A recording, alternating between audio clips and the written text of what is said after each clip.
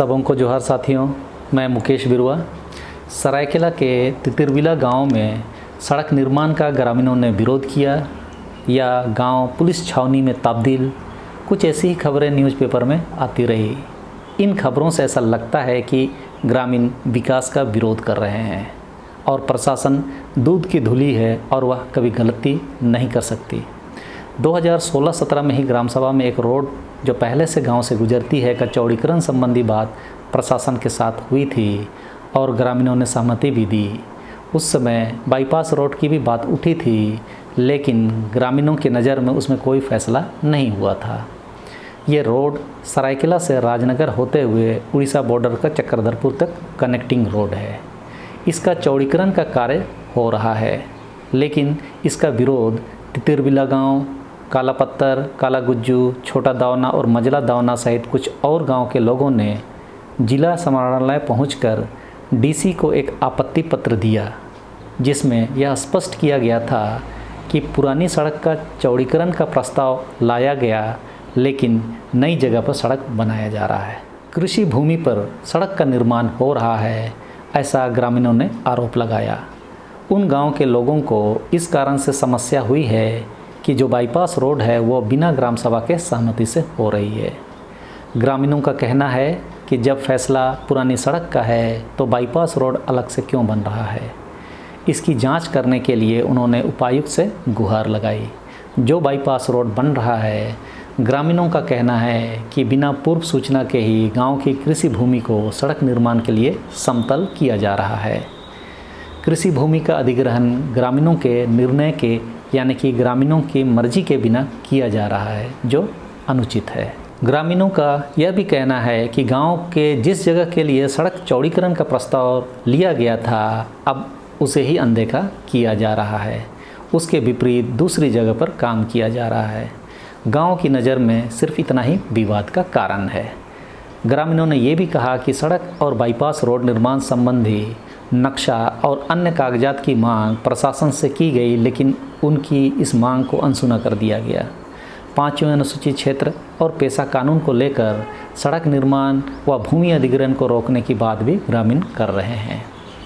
इस सड़क के बारे में जो प्रशासन के भू अर्जन शाखा से भूमि अधिग्रहण अधिनियम 2013 की धारा 37(2) के तहत जो नोटिस जारी हुआ, उसमें इस सड़क का या इस परियोजना का नाम सरायकेला राजनगर चक्रधरपुर पथ का चौड़ीकरण एवं मजबूतीकरण या पुनर्निर्माण हेतु, यानी कि चौड़ीकरण होगा लेकिन जहां ज़रूरत हो नया निर्माण भी किया जा सकेगा। गांव जहां भू अर्जन होना है उसका नाम तितिरबिला है। थाना संख्या 328, अंचल सरायकेला।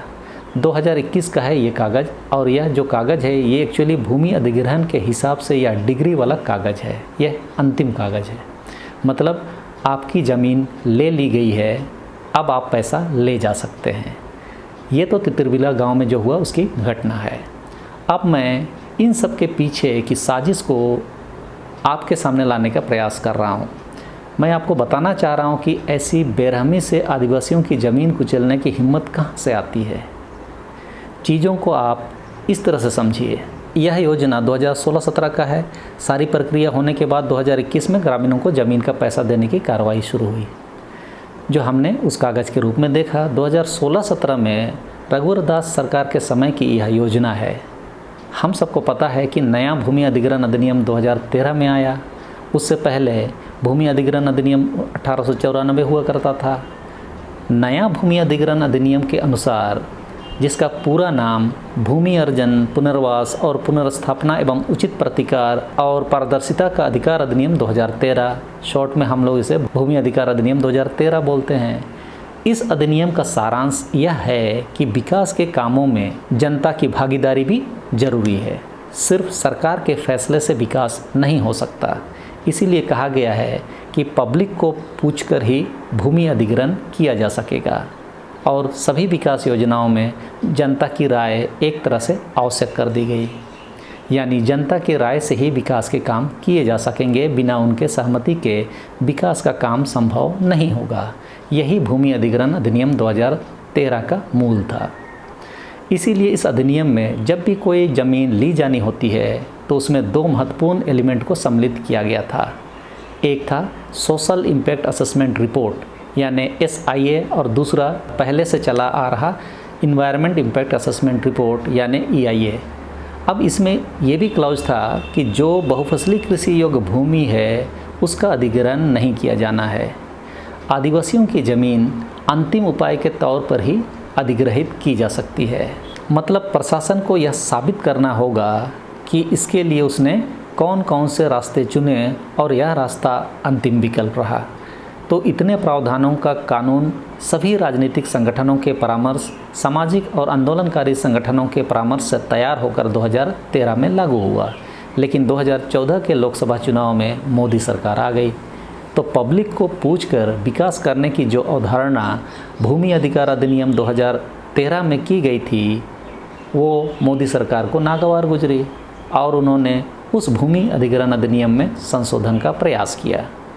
राज्यसभा में बहुमत नहीं होने के कारण संशोधित बिल पास नहीं हो पा रहा था। तब उन्होंने क्या किया, जो भी भाजपा शासित राज्य थे उनको अपने अपने राज्य में अध्यादेश लाकर रूल बना के ऐसा संशोधन करने को कहा गया जिससे जनता को विकास के लिए भूमि अधिग्रहण से पहले पूछने की नौबत ना आए। तो उसी कड़ी में रघुवर दास की भाजपा सरकार ने 11 फरवरी 2015 को एक अधिसूचना जारी करती है जिसमें झारखंड में जब भी योजना या परियोजना के लिए भूमि अधिग्रहण होगा तो सबसे पहले तो भूमि अधिग्रहण अधिनियम 2013 के अध्याय 2 और अध्याय 3 को निष्प्रभावी कर दिया गया। ये दोनों अध्याय उन चीज़ों पर लागू नहीं होंगे। किन चीज़ों पर? पहला, जब राष्ट्रीय सुरक्षा या भारत की रक्षा और तत्संबंधी किसी भाग के लिए या रक्षा की तैयारी करने के संबंध में जो हम रक्षा उत्पादन करने से संबंधित परियोजना के लिए ज़मीन चाहिए होगा तो अध्याय 2 और अध्याय 3 लागू नहीं होगा। इन अध्यायों में क्या है? अध्याय 2 में है कि जो भी जगह पे ज़मीन ली जानी है तो वहाँ कोई ना कोई कम्युनिटी या समाज तो रहता ही है। तो जो समाज रहता है वो समाज चाहे आदिवासी हो या दलित हो, पिछड़ा हो या सामान्य हो, तो उनका सामाजिक समाघात अंकेचन या सोशल इम्पैक्ट असेसमेंट रिपोर्ट किया जाना है कि उनके समाज पर इस अधिग्रहण से क्या प्रभाव पड़ेगा। पहले ये प्रावधान था कि उस पूरा सामाजिक प्रभाव का आकलन के बाद ही और उन लोगों की सहमति से अधिग्रहण किया जाना है। उसी प्रावधान को रघुवर दास सरकार ने इस अधिसूचना से समाप्त कर दिया कि अब कोई भी समाज हो उसे पूछने की ज़रूरत नहीं है। उसका सोशल इम्पैक्ट असेसमेंट रिपोर्ट बनाने की आवश्यकता समाप्त कर दी गई। अब जब चाहे सरकार विकास के नाम पर ज़मीन ले सकेगी। अध्याय 3 में बहुफसली कृषि योग्य भूमि का अधिग्रहण नहीं करने की बात थी।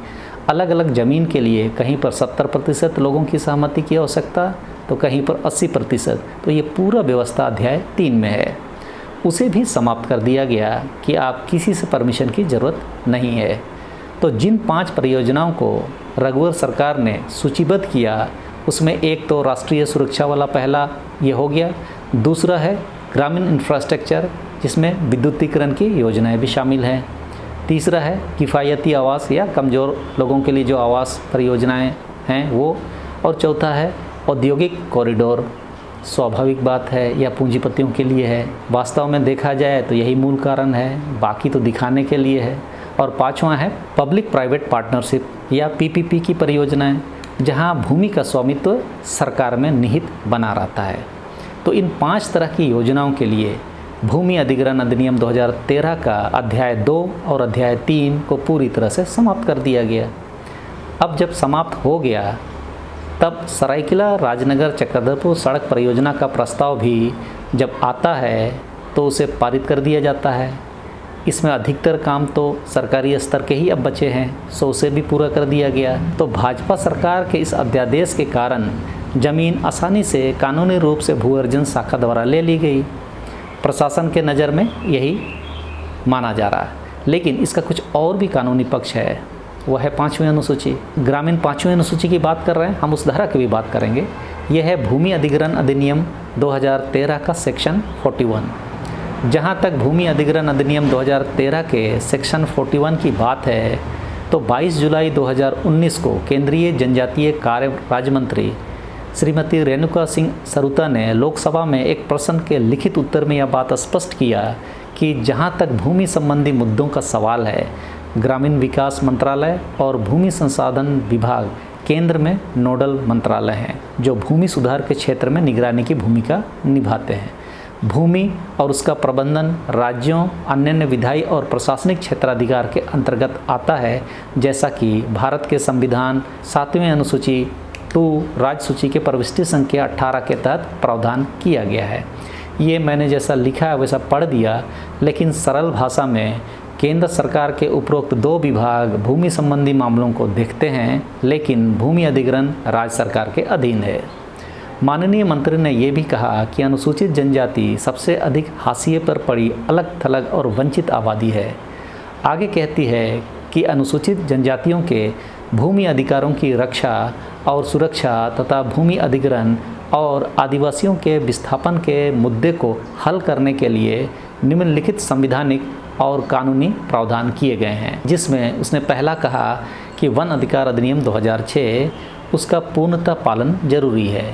फिर उन्होंने कहा कि भूमि अधिग्रहण अधिनियम के सेक्शन 41 इसका भी अनुपालन आवश्यक है। जवाब संख्या 3 में उन्होंने स्पष्ट किया कि उक्त अधिनियम का उद्देश्य है कि संविधान के तहत स्थापित स्थानीय स्वशासन संस्थाओं और ग्राम सभाओं के परामर्श से भूमि अधिग्रहण के लिए मानवीय, सहभागी, सूचित और पारदर्शी प्रक्रिया सुनिश्चित करना है, जिसमें भूमि के मालिकों और अन्य प्रभावित परिवारों को कम से कम परेशानी हो और प्रभावित परिवारों को उचित प्रतिकार प्रदान किया जा सके, जिनकी भूमि अधिग्रहण की गई या अधिग्रहित किए जाने का प्रस्ताव है। बताइए कितना स्पष्ट लिखा हुआ है। लेकिन तितरबिला मामले में इसका अनुपालन हुआ या नहीं, यह मंथन की बात है। फिर इन्होंने जवाब संख्या 6 में स्पष्ट किया कि पंचायत उपवन अनुसूचित क्षेत्रों पर विस्तार अधिनियम 1996, जिसे हम लोग पेशा कानून बोलते हैं, उसमें यह भी प्रावधान है कि अनुसूचित क्षेत्रों में भूमि अधिग्रहण या विकास परियोजनाओं से पहले तथा अनुसूचित क्षेत्रों में ऐसी परियोजनाओं से प्रभावित व्यक्तियों के पुनर्वास या पुनर्वास से पहले ग्राम सभा या उचित स्तर पर पंचायतों से परामर्श किया जाएगा। अनुसूचित क्षेत्रों में परियोजना की वास्तविक योजना और कार्यान्वयन का समन्वय राज्य स्तर पर किया जाएगा। तो इस तरह से इसमें काफ़ी सारे जवाब हैं जो यह बतलाते हैं कि संविधान और कानूनों में आदिवासियों से संबंधित प्रावधानों को नहीं छेड़ा गया है। तो 5वें अनुसूचित क्षेत्र में है तितरबिला गांव भी, तो यहाँ पर भी ग्राम सभा का सहमति धारा 41 के तहत जरूरी है, क्योंकि धारा में स्पष्ट लिखा हुआ है कि ग्राम सभा के परमिशन के बिना वहाँ का अधिग्रहण नहीं हो सकता। अब यहाँ आदिवासी के संवैधानिक प्रावधानों को ना मानकर काम किया जा रहा है, ये तो बहुत बड़ा दुर्भाग्य की बात है। अब इसके आगे रास्ता क्या है? इसका ये हो सकता है कि ग्रामीण लोग अनुसूचित जनजाति या आदिवासियों के लिए जब कोई भी संवैधानिक प्रावधानों को लागू नहीं करने का कंप्लेन होता है तो ये लोग अनुसूचित जनजाति आयोग को इस निमित्त पूरी जानकारी दे सकते हैं। अनुसूचित जनजाति आयोग में वो पूरी शक्ति है। अगर इसमें प्रशासन, भू अर्जन शाखा या राज्य सरकार जिम्मेवार है तो उसको कटघरे में खड़ा कर सकती है। कहीं पर भी भूमि अधिग्रहण अधिनियम 2013 का अनुपालन नहीं हुआ है तो उसको आदिवासियों को न्याय दिलाने के वास्ते ठीक करने का काम अनुसूचित जनजाति आयोग कर सकती है। दूसरा रास्ता कोर्ट का भी है, जो अगर भूमि अधिग्रहण की प्रक्रिया में कोई भी चूक भू अर्जन शाखा से हुआ है तो उसे रोका या रद्द भी किया जा सकता है। कहीं गलत हुआ है तो उसे ठीक करने के लिए आदेश जारी कर सकता है। चंपई सोरेन जी अभी तो मुख्यमंत्री भी हैं, लेकिन उनके तरफ से कोई बयान नहीं आने से भी लोग ठगा हुआ महसूस कर रहे हैं और वही हो रहा है। पिछले वीडियो में मैंने एक चीज़ कहा था कि जेएमएम में बौद्धिक लोगों की कमी है। राज्य शासन आईएस लॉबी द्वारा चलाया जाता है। आज भी प्रशासक लोग आरएसएस लॉबी के ज़्यादा हैं। तो ये लोग जेएमएम के नेताओं और मंत्रियों को जो बातें समझानी होती है वो समझा देते हैं और वे लोग वही बात पब्लिक को चिपका देते हैं। जबकि होना यह चाहिए कि रघुवर दास के समय के उस अध्यादेश को जेएमएम को रद्द कर देना चाहिए। जब बीजेपी की नीति ही जेएमएम के शासन में भी चलेगी तो क्या फ़ायदा। जनता यदि जागरूक होगी तो इस पर भी चर्चा कर सकती है। ये तो एक्चुअली उस तरह की बात हो रही है कि खाया किसी और ने और बिल जेएमएम पर आ गया। बहुत सारे कानून भाजपा शासन के समय संशोधित हुए हैं। जब मूल कानून में जो बातें लिखी है उसको संशोधित करने का आदेश राज्य सरकार जब करती है तो इसका मतलब यह है कि उसमें कोई साजिश है, क्योंकि कानून लंबी बहसों के बाद सबकी सहमति असहमति से बनता है। और झारखंड में रघुवर दास ने केंद्र के उस भूमि अधिग्रहण कानून को पूंजीपतियों को फ़ायदा देने के लिए बदल डाला, यानी देश के कानून बनाने की शक्ति को एक राज्य सरकार ने पंगु बना दिया। ये अलग बात है, बाद में केंद्र सरकार ने भी जुगाड़ लगाकर उस कानून को संशोधित कर ही दिया था। भूमि अधिग्रहण अधिनियम 2013 के मूल आदेशों के साथ यदि झामुमो सरकार जनता से सड़क बनाने के लिए अप्रोच करती तो मुझे नहीं लगता कि ग्रामीण विरोध करते। अगर सही ढंग से उनसे वार्ता होती, उनकी भावनाओं का कदर किया जाता तो क्यों नहीं हो सकता। तो ये सब स्थिति है।